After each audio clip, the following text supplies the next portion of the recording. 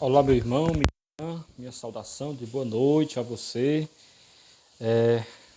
Hoje vamos dar continuidade ao nosso curso de liturgia. Eu, Padre Raimundo José, em nome da paróquia de São João, é um prazer, é uma alegria estar aqui com você. Nós temos falado ultimamente do movimento litúrgico e também do Concílio Vaticano II, a Constituição Sacrosanto Concílio, que foi aquela proposta de renovação na vida da igreja. Hoje, nós temos nossa continuidade deste assunto que nos diz respeito muito bem à renovação da liturgia, a reforma litúrgica depois do concílio na América Latina e Caribe. A América Latina e o Caribe, nós sabemos que depois de 1950, por exemplo, a primeira conferência do Episcopado Latino-Americano, que foi no Rio de Janeiro, mesmo antes da reforma do concílio e depois do concílio de 62 a 65, basicamente os 5 primeiros anos, até 1970, quando São Paulo VI publicou os livros litúrgicos reformados, o Missal reformado, chama o Missal de Paulo VI, e também a Liturgia das Horas e os outros encaminhamentos que o concílio pedia para renovar na vida da igreja, no que diz respeito à participação, ao canto litúrgico, a boa celebração, a participação ativa e frutuosa do povo de Deus na Santa Liturgia. Nós somos herdeiros de uma compreensão que não foi assim tão saudável daquilo que tinha dito o Concílio Vaticano II na Sacrosanto Concílio. Nós temos que não julgar o concílio, mas se colocar no contexto da época, da falta de comunicação. Podemos imaginar, aqui mesmo na América Latina, Brasil, como que estas novidades chegavam aqui. Uma igreja parada, mais de 400 anos rezando a missa daquele jeito que nós já ensinamos.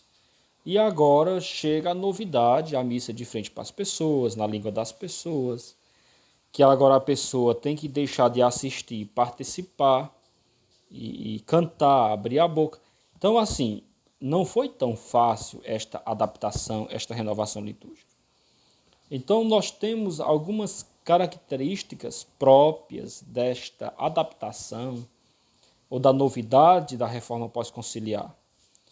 Por exemplo, quantas igrejas foram destruídos os altares? O altar-mor, o altar principal, foi arrancado da parede, outras má interpretações, por exemplo, os paramentos, as imagens dos santos, né, porque era muito, muito bonito e a quantidade de santos dentro dos templos. Nós temos uma verdadeira má interpretação da reforma conciliar e da má aplicação também desta reforma.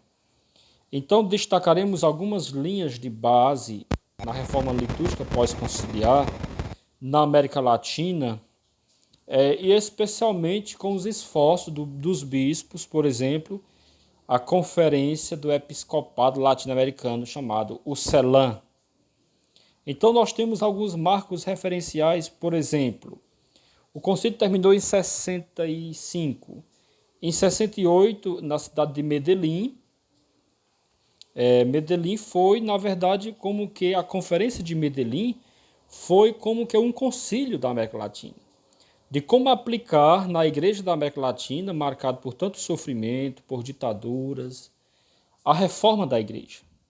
Então, em Medellín, em 68, 11 anos depois, em 79, em Puebla, depois, em 92, a Conferência de Santo Domingos. E nós temos, em 2007, a Conferência de Aparecida, que dá continuidade a estas grandes conferências do Episcopado da América Latina e depois do Caribe. Há pouco tempo, os bispos solicitaram ao Santo Padre uma conferência da América Latina. O Santo Padre não permitiu, porque o Papa Francisco, inclusive, foi secretário-geral da Conferência de Aparecida, em 2007, porque ele era o arcebispo de Buenos Aires. E na cabeça do Santo Padre, nós nem cumprimos ainda metade do que foi o documento de Aparecida, a Conferência de Aparecida. Então, o que o Santo Padre pediu foi uma Assembleia Geral da América Latina e do Caribe, mas não ter caráter de conferência. Então, nós podemos perceber quais são as linhas mestras, da reforma litúrgica, e não só litúrgica, mas eclesial, que a interpretação da América Latina deu a novidade desta necessidade de uma reforma. Então, nós só podemos compreender as conferências da América Latina a partir da realidade do seu povo, né? Por isso que diz assim, foi a igreja, por exemplo, foram as conferências da América Latina que fundamentaram uma teologia da libertação? Não. Não, né? A realidade, por exemplo, das guerras, das ditaduras, da fome, foi que forjou as bases de uma teologia da libertação. Então a gente precisa ter muito cuidado ao criticar essas questões, ao falar da igreja, para também nós não estarmos pecando, errando, no que diz respeito a esta realidade. As linhas gerais da liturgia na América Latina, segundo a Conferência de Medellín, que foi em 68, isto, tempo da adaptação, mesmo antes de Paulo VI publicar a questão da reforma dos livros litúrgicos, né? Os esforços por buscar uma renovação crescente, mas muito insuficientes, as comunicações poucas, a má compreensão. Houve mudança no rito, porque saiu do latim, saiu do Ad Oriente, né, voltado para o Oriente, voltou-se para a frente do povo, mas não mudou a mentalidade. Por isso, o perigo de cair só no ritualismo. Isto foi uma realidade, porque isso também não foi de imediato que as pessoas entenderam e compreenderam a participação da liturgia. Depois de 400 anos, não foi tão fácil. Uma enorme dificuldade de adaptar a liturgia às novas culturas. O bispo, na América Latina, também nem sempre exerceu seu papel de principal litúrgico da diocese, promotor e regulador e orientador do culto na sua diocese. Então, muita coisa ficou solto também. A liturgia não está suficientemente integrada com a catequese. Catequese é uma coisa, liturgia é outra. Então, o número também de pessoas especializadas em liturgia para apoiar o trabalho da renovação litúrgica. Pouca gente estudava liturgia. Então, isso são realidades que Medellín não elenca, que foram dificuldades para a adaptação da reforma conciliar.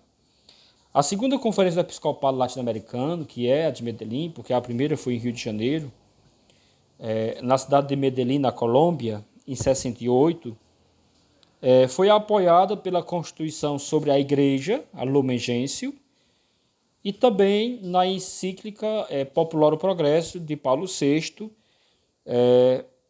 sobre a questão social, que era uma carta encíclica tratando da questão social. Uma releitura da Constituição Sacrosanto Concílio sobre a liturgia, mas no contexto social e eclesial da América Latina. Então, não foi uma interpretação assim, sem levar em conta a realidade. No todo, o documento a ser tratado em questão é, à luz do Concílio Vaticano II, qual é a missão da Igreja na América Latina? Oprimido pela miséria, pela dependência econômica, política, cultural, né? Então, o desejo de transformação. Diante dessa realidade, a pergunta é, qual é o papel da Igreja na América Latina? Por isso que vieram grandes respostas, por exemplo, a opção preferencial pelos pobres, o movimento de base ou as comunidades eclesiais de base para organizar o povo. E claro que entrou junto também a interpretação política, social, por exemplo, a questão do marxismo, o socialismo, a luta de classe, né? Por isso que os cantos também na liturgia focou muito essa questão da luta, né?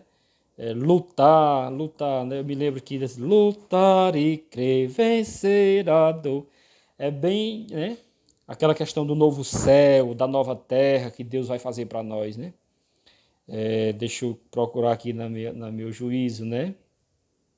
Virá o dia que todos, ao levantar a vista, veremos nesta terra reinar a liberdade. Muito cuidado para achar que o céu não vai ser aqui. Todos nós, embora só nasci em 89, não sou de 68, todos nós fomos profundamente marcados por esta liturgia popular, liturgia da base, das SEBs, que não se preocupava tanto com formalidades. Era uma experiência pessoal, comunitária, política e social. Então isso formou, na verdade, a base de uma teologia da América Latina, ou a chamada a teologia da libertação, com todos os seus meandros e suas críticas, como hoje a gente é capaz de olhar para trás e dizer, né? Foi misturado a igreja com ideologias, por exemplo, do socialismo, do marxismo, a questão de luta de classe e tantas outras acusações que se faz à teologia da libertação. Não estou aqui julgando, estou apenas como gente inteligente refletindo. O documento de Medellín, o capítulo 9, trata especialmente da liturgia da América Latina. Na introdução fala da Páscoa, né, como era o desejo do Concílio Vaticano II, e aí depois vai tratar das questões menos importantes, das questões rituais, culturais, neste continente onde nós vivemos. Então, o primeiro eixo, Medellín intuiu e expressou uma estreita ligação entre liturgia e a libertação. Liturgia e a história, liturgia e a transformação da sociedade. Então veja as expressões, liturgia e libertação. Nós celebramos a libertação que Deus fez para nós. E esta liturgia tem que ser palpável, tem que ser comunitária, popular. Aí vem a grande difusão da celebração da palavra de Deus, não só por falta de ministro ordenado para rezar a missa, mas porque era a mentalidade também da época, né? A partir de Medellín, as comunidades vão se delineando os traços de uma teologia litúrgica que deverá ser levada em conta e desenvolvida também pelos estudiosos da liturgia, né? A Assembleia Celebrante é uma parada na caminhada do povo de Deus. Está aqui outra categoria da igreja, a igreja é o povo de Deus, para que diante do Senhor avalie e renove o compromisso da aliança com o Deus libertador. Deus que se revela na sua palavra é o Deus que caminha na história. Deus liberta o seu povo ontem e hoje. Desci para libertar o meu povo. A celebração litúrgica é o memorial da paixão de Cristo, né, que continua ressuscitando no seu povo oprimido. Veja as expressões.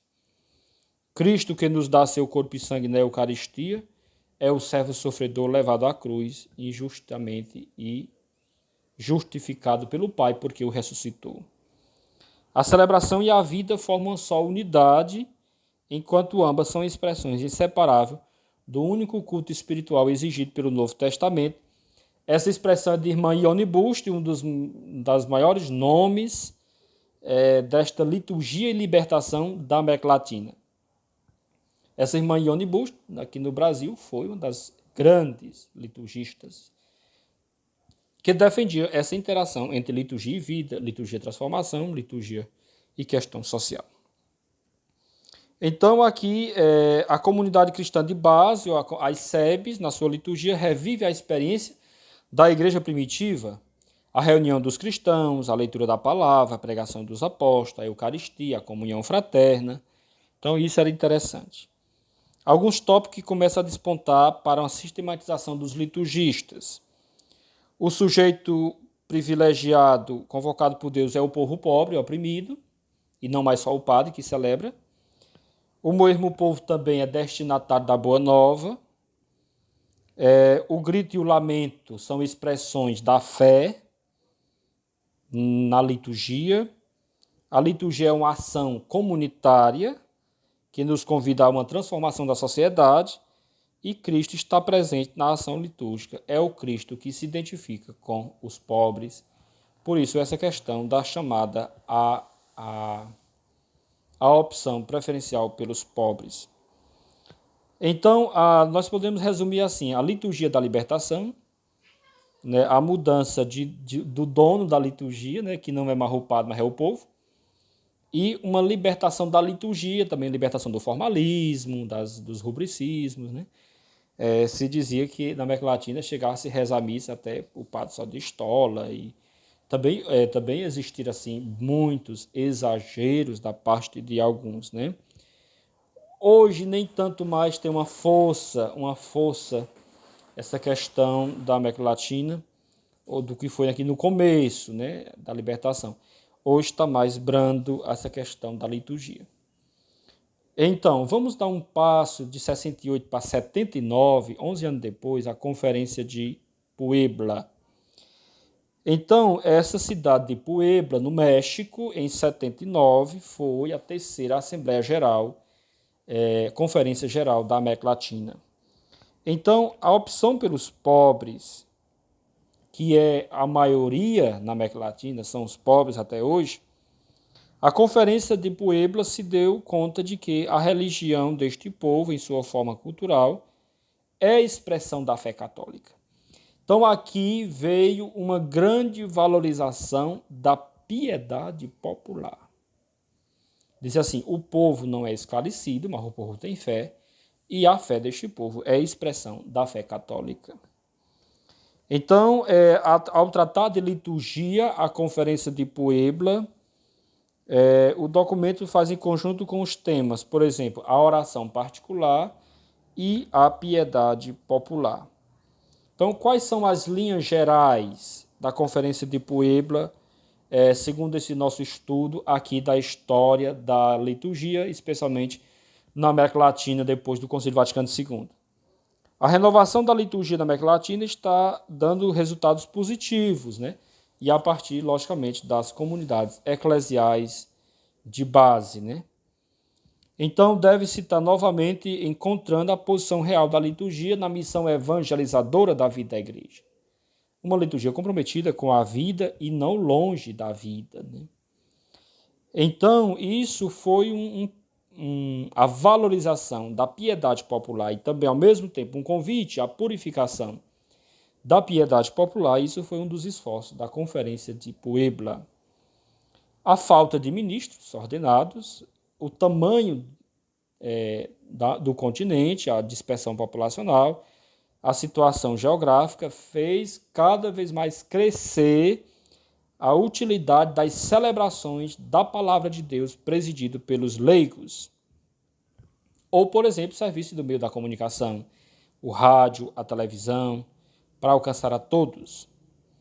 Então, a pastoral litúrgica, a prioridade que lhe cabe dentro da pastoral de conjunto, continua ainda um pouco tímida, o papel mesmo de uma verdadeira pastoral da liturgia.